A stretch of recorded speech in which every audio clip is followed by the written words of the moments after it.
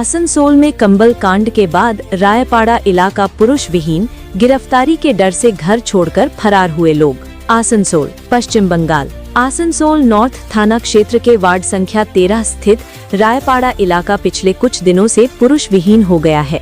इलाके की महिलाओं के अनुसार किसी का पति, किसी का भाई, किसी का बेटा और किसी का भतीजा पुलिस कार्रवाई और गिरफ्तारी के डर से घर छोड़कर फरार हो गया है।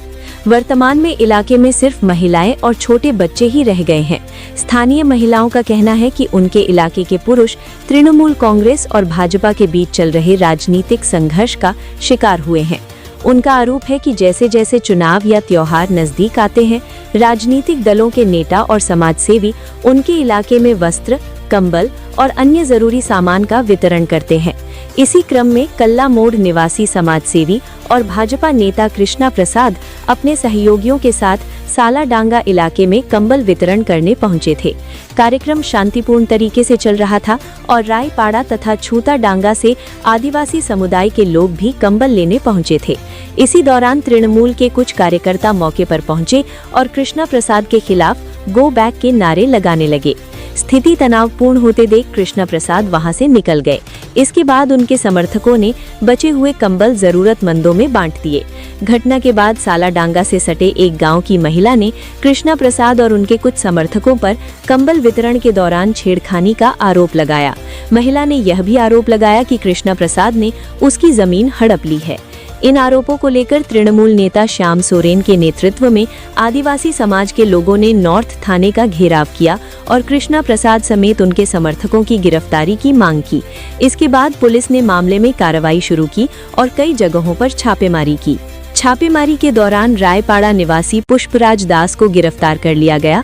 उनकी गिरफ्तारी के बाद पूरे रायपाड़ा इलाके के पुरुष गिरफ्तारी के डर से घर छोड़कर फरार हो गए। अब इलाके में सिर्फ महिलाएं और बच्चे ही रह गए हैं। वहीं रायपाड़ा, सालाडांगा और छूताडांगा सहित वार्ड संख्या 13 के कई आदिवासी समाज के लोग कृष्णा प्रसाद के समर्थन में उतर आए हैं। उनका कहना है कि नॉर्थ थाने में दर्ज मामला झूठा है और इसे तुरंत वापस लिया जाना चाहिए। उन्होंने चेतावनी दी है कि मांगे नहीं मानी गई तो वे पुलिस और तृणमूल के खिलाफ आंदोलन करेंगे। इस मामले में गिरफ्तार पुष्पराज दास की भाभी शुभ्रा दास ने नाराजगी जताते हुए कहा कि कंबल वितरण सालाडांगा में हो रहा था, लेकिन तृणमूल कार्यकर्ताओं ने विरोध करते हुए रायपाड़ा समेत कई इलाकों के निर्दोष लोगों के नाम देकर उन्हें झूठे मामलों में फंसा दिया। उन्होंने कहा कि उनके इलाके में एक भी पुरुष नहीं बचा है, सभी गिरफ्तारी के डर से घर छोड़ चुके हैं। इससे महिलाओं को भारी परेशानियों का सामना करना पड़ रहा है। उनका कहना है कि अगर यही स्थिति रही तो परिवारों को भूखे रहने की नौबत आ सकती है और बच्चों की पढ़ाई भी प्रभावित होगी। हम बताते चलें कि आसनसोल नॉर्थ थाना अंतर्गत ही रामकिशन डंगाल में कुछ वर्ष पहले भाजपा नेता जितेंद्र तिवारी के नेतृत्व में भाजपा द्वारा एक विशाल कंबल वितरण कार्यक्रम का आयोजन हुआ था, जिस कंबल वितरण में भाजपा नेता शुवेंदु अधिकारी सहित कई अन्य भाजपा के वरिष्ठ नेताओं ने भाग लिया था। जिस कंबल वितरण में अचानक से भगदड़ मच गई और उस भगदड़ में 3 महिलाओं की जान चली गई। उस घटना में भाजपा नेता जितेंद्र तिवारी सहित कई अन्य भाजपा नेताओं पर मामला दर्ज हुआ, जिसमें जितेंद्र तिवारी की गिरफ्तारी भी हुई।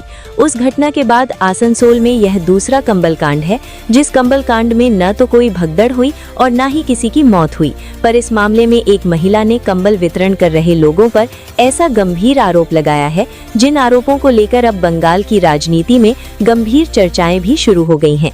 जिन चर्चाओं के बीच अब आदिवासी समाज भी दो फाड़ हो गया है, जिनमें से एक कंबल कांड की घटना को सच साबित करने के प्रयास में जुटा है, तो वहीं दूसरा आदिवासी समाज मामले को झूठा बताते हुए तृणमूल की एक सोची समझी साजिश करार दे रहा है, यह कहते हुए कि ऐसे लोगों की इन हरकतों से जिन जरूरतमंद लोगों को कुछ मदद मिल जाती थी, वह मदद करने अब कोई नहीं आएगा। इस मामले को लेकर भाजपा के राज्य स्तरीय नेता कृष्णेंदु मुखर्जी ने घोर निंदा की है और कृष्णा प्रसाद सहित उनके अन्य समर्थकों के ऊपर हुए झूठे मामले के खिलाफ जोरदार आंदोलन करने की चेतावनी दी है। সেদিনকে পার্টির লোক কম্বল বিতরণ করতে এসেছিল। এবারে ওইখানে কি ঝামেলা হয়েছে না হয়েছে আমরা সেটা জানি না। আমাদের পাড়ার ছেলের, আমাদের বাড়ির ছেলের, আমার ভাই হয়, তো তার কোনো এখানে দোষ ছিল না। সেটা কোর্টেও প্রমাণ হয়েছে, ওরা কোনো প্রমাণ দিতে পারছে না।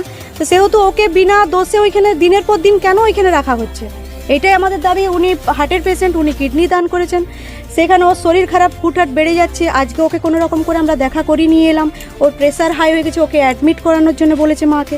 অ্যাডমিট করানোতে পারলাম না, বাড়িতে সেরকম লোকজন নেই, আমাকে যাওয়া আসা করতে হচ্ছে। তো কেন ওকে দিনের পর দিন কেন বিনা দোষে রাখা হচ্ছে, এটা আমাদের সবাই জানছে ওর কোনো দোষ নেই, কোর্টের জাজ জানছে, উকিল জানছে, দিনের পর দিন এটা বদমাশগিরি করছে।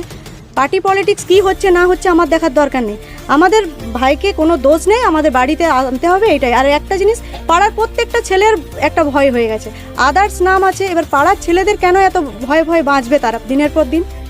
এটা নিয়ে কোনো ব্যবস্থা কিছু হচ্ছে না। আজ 8-12 দিন হয়ে গেল, কোনো ব্যবস্থা হচ্ছে না। এটা নিয়ে আরও ব্যবস্থা নিক, কী হচ্ছে না হচ্ছে, কিন্তু কোনো দোষ ছাড়া যে ওকে দিনের পর দিন রাখা হচ্ছে এটা তো নিয়মে নেই, যে ওর নামে কোনো কিছুই নেই, কেন রাখবে ওকে? অভিযোগ করেছিল এখানের আমাদের এসটি কেস আছে, এটা এসটি কোনো মেয়ে করেছে কেসটা, এবার সেই কেস হয়েছে, ওইখানে ওর কোনো নাম নেই, ওইখানে প্রমাণ করতে পারলো না, কিছু না। তো কি এইটা দিনের পর দিন চলতেই থাকছে? পুষ্পরাজ দাস, রায়পাড়া, শুভ্রা দাস, আমি ওর বৌদি। উনি যে মহিলা এই কাজটা করছেন, ওনার কি একটু লজ্জা শরম বলতে কিছু নেই? একটা মহিলা হয়ে নিজের নামে উনি এইসব কথাগুলো বলছেন যে আমার গায়ে হাত দিচ্ছে। আজকের দিনে রেপ হচ্ছে, মেয়েরা পাচ্ছে না, জাস্টিস পাচ্ছে না, উনি নিজের নিয়ে এত রকম কথা বলছেন কি করে? লজ্জাও লাগে না? ওনার কোনো মান সম্মান ওনার নেই। আর দিনের পর দিন আমাদের হাজব্যান্ডরা ভয়ের মধ্যে রয়েছে, আমাদের ছোট ছোট বাচ্চা আছে, সকাল থেকে তাদের স্কুল আছে, টিউশন আছে, কারা নিয়ে যাবে?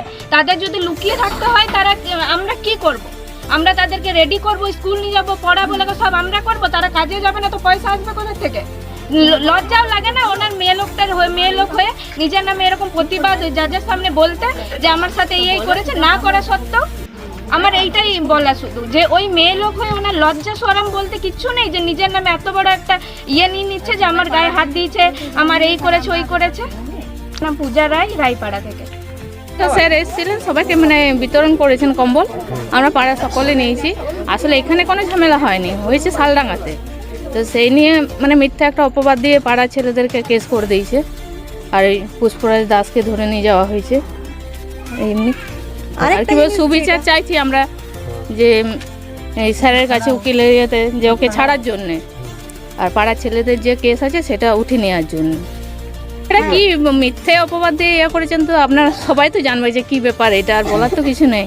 কারণ একটা জিনিস দেখুন, যে কম্বল দান করতে আসবে সে কখনো 5টা পাবলিকের সামনে একটা মেয়ে শাড়ি ধরবে না, এটা আপনি জানছেন, আমি জানছি, জজ জানছে, উকিল জানছে, পুলিশ জানছে। এখানে পুলিশেরও ঘাটতি আছে, পুলিশ যদি এটাকে খুঁটিয়ে দেখার চেষ্টা করতো 100% কিছু বার করতে পারতো। কিন্তু যে একটা দান করবে, যে দান করতে এসে এতগুলো পাবলিকের সামনে কোনো মেয়ে শাড়ি ধরে টানবে না, সে 5 মিনিটের মধ্যে জমি দখল করতে যাবে না, এই জিনিসটা সবাই জানে। কিন্তু এটা একটা চক্রান্ত চলছে।